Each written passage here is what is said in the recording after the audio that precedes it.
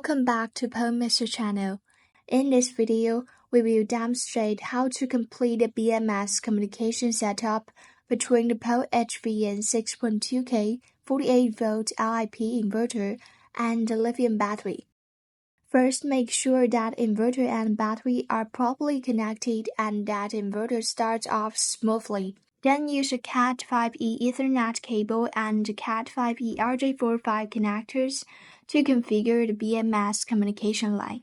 After stripping about 1.5 cm of the outer sheath, insert the orange, white, and orange wires into pin 1 and pin 2 of the RJ45 connector, and use a crimping tool to secure them. On the other end of the cable, insert orange, white, and orange wires into pin A and pin 7 of the RJ45 connector, again using the crimping tool to secure them.